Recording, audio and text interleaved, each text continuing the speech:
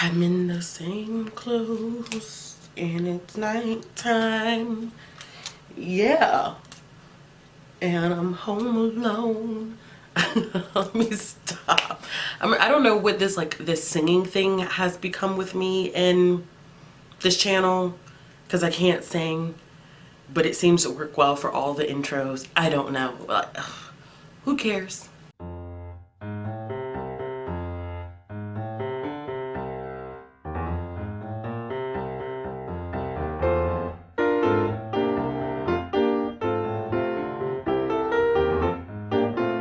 Hey y'all, it's Ashley at Bookish Realm, and I am back with another video to talk about my most disappointing reads of 2018. Now, typically, I don't usually have that many disappointing reads because I know what I like, and I seem to gravitate towards that. But every now and then, I'll step into something where I'm like, this just wasn't good. And it's because I tried to expand my horizons. And I still will, don't get me wrong. I still will expand my horizons even when a book is a piece of shit. I still will expand my horizons in that genre because one book is not indicative of an entire group or category of books. That was actually kind of prolific because it's the same thing with people, right? I think so. Alright, so what you'll find very surprising about this is that I've only picked 3 books out of like the 91 or so that I've read so far this year. Only 3 of them have gotten really crappy ratings. And that was because of the fact that most of the books that I've read this year were 3 stars and up. Like I made some pretty good choices except for these 3. 2 of them I don't own. One of them I literally just finished this past week. So let's go ahead and jump into the books. So the first one that I want to talk about is Fury Born by Claire Legrand. I do not own a copy of this book. I saw it at the library. There was like a whole bunch of buzz going on, and all of a sudden a copy showed up. It checked in. Nobody had it on hold. So I was like, well, I'm gonna take it home since it's just sitting here. So I checked it out, took it home. It's a tome. It's over 500 pages, and I was like, okay, I'll read this for, did I read it for Tome Topple? No, I didn't read it for Tome Topple. I just read it to read it for the hell of it. And, I thought I was going to like it, but I lied to you not. Probably within the first 20 to 25 pages, I knew what the plot was going to be. I knew what the plot twist was. And that's only because of the fact that a lot of YA is written in the same way. And eventually you get familiar with how YA authors do their twist. So it's kind of not exciting to read YA sometimes for me because it feels like I already know what's coming. So when a book really, I have no idea what's gonna happen. Like those are the books that I typically rate higher, or the writing is just really good and prolific, and it's just the concept is amazing. I thought the concept of this book was gonna be okay. I like the idea of 2 women. One is light, one is kind of like darkness. One is save everybody, one will destroy everybody. You have 2 characters that are not essentially likable individuals. That was probably the first thing I was like, dang, I could understand if like one of them was just a complete asshole, but both of them were. So it made it very hard for me to connect to them, especially when the books were being written from their perspectives. I would have given this book 3 stars had it not been for the rep. Okay, so this book supposedly, and if you haven't read it and you don't want to know what's going on, I suggest you kind of fast forward.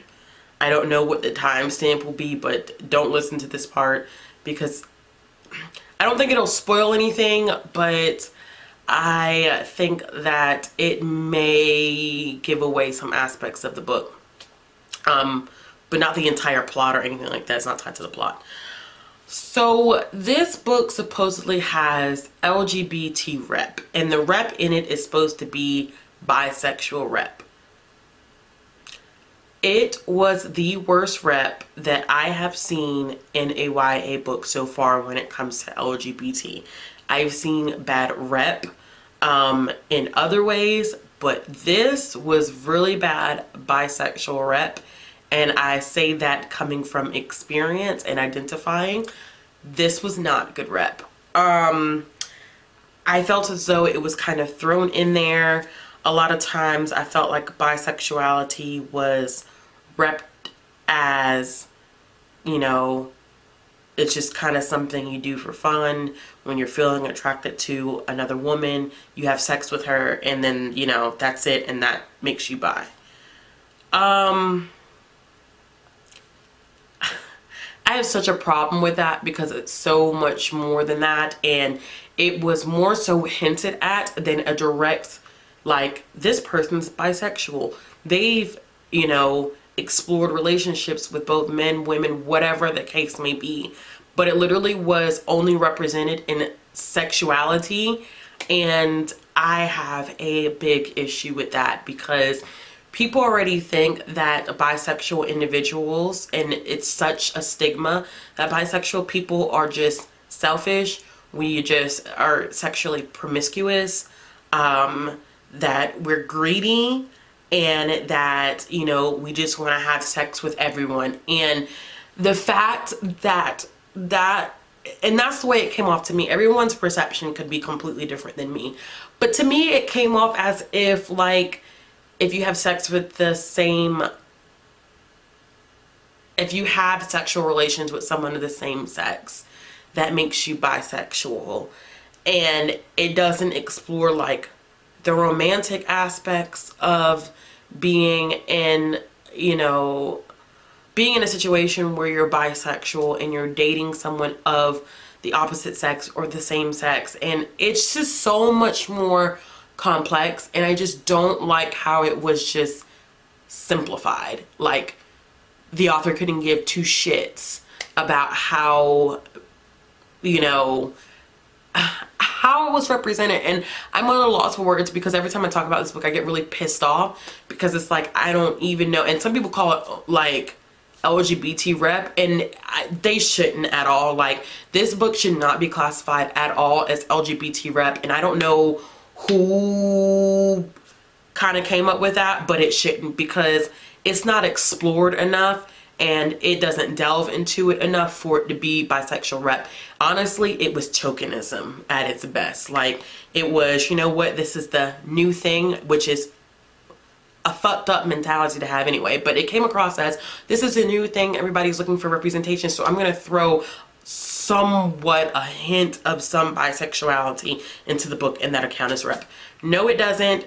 Do not, just please don't consider this LGBT rep at all. I just didn't appreciate that. So honestly, that's the reason why I gave this book 2 stars and not 3. And I don't know if I'll even be continuing the series. I probably will just watch all's reviews and discussions about it before I pick it up, because I just feel some type of way about that. So yeah.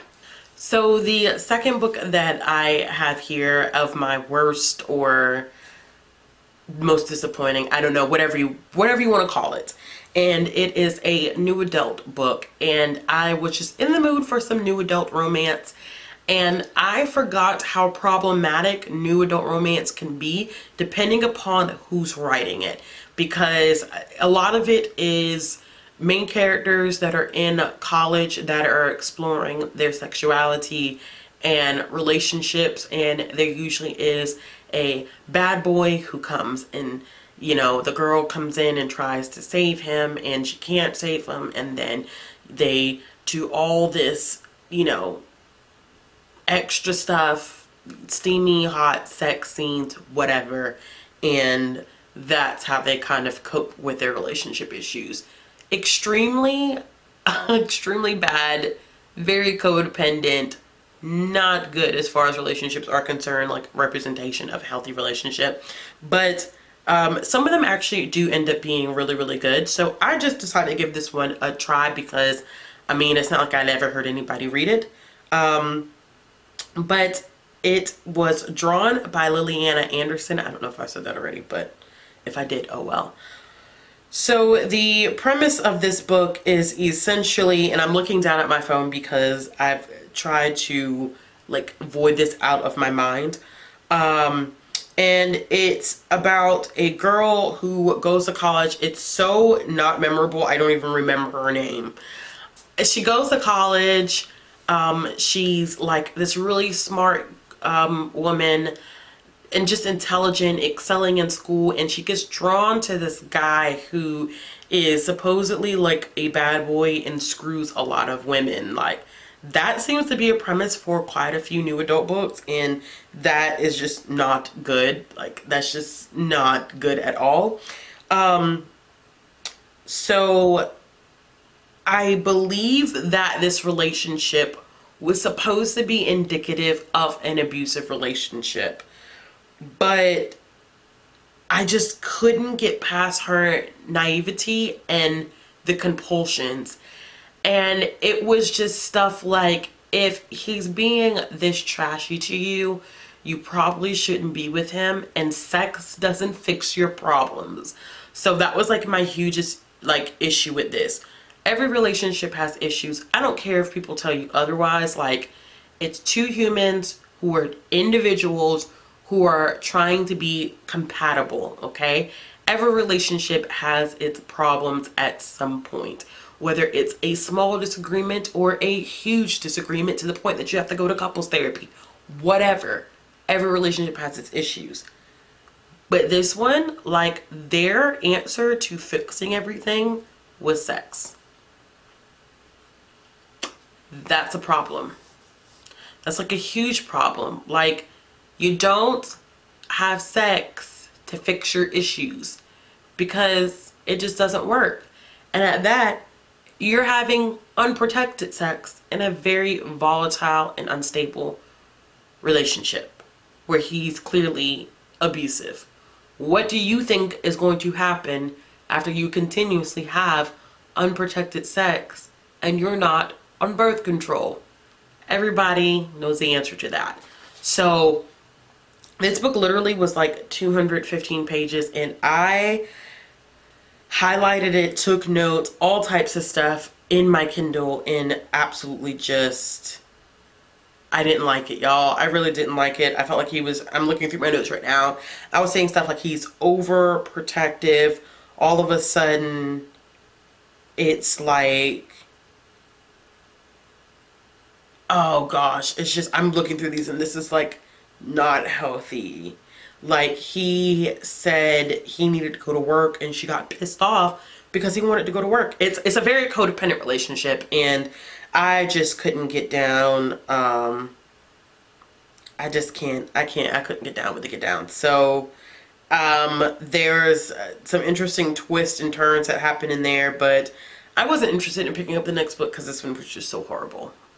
The next most disappointing book that I read is one that I actually read in the past week or so, and this was a reread. I thought it was problematic when I first read it, but I wanted to reread it and annotate it because I am going to read the next books in the series that I heard are supposedly better than this one. So this one is about, it starts off with a relationship between these two people, and the male in the book has brothers, and the next set of books are about the relationships with his brothers. So, or the relationships that his brothers have with women that they meet. And I heard that those are a lot better and a lot healthier as far as relationships are concerned. But this one, I think universally, everybody's like, they just don't like, and it makes them cringe. And that book is Beautiful Disaster by Jamie McGuire. Now, there are 3 books in this series. It's Beautiful Disaster, Beautiful, I said Beautiful Darkness, something like that. I don't know. Walking Disaster, that's it. It's Beautiful Disaster, Walking Disaster, and Beautiful Wedding. So this book is about a girl named Abby who's in college. she meets this guy named Travis who supposedly is a womanizer, does not get along with very many people. Gosh, a tongue twister. And he instantaneously falls for Abby, but he's just so codependent. Like, he can't function without Abby. Like, he tells Abby, you have to change your clothes because I don't want anybody looking at you. And it's like, and she wasn't like, she was being a young woman and expressing herself and wanting to go out and look good. And he told her that she needed to change her clothes because if any guy looked at her, he was going to fight them. I don't know how people find that romantic. That's not romantic. That's very controlling. And I have some major issues with that. I did not like that. I do not like that. And a lot of the book was like that, where he was very impulsive and very codependent. And I didn't like the fact that when Abby's roommate like identified the problem with their relationship, she said, you know, the fact that he's telling you he can't live without you and like he needs you and you can't leave him. She said that's very codependent and that's a problem.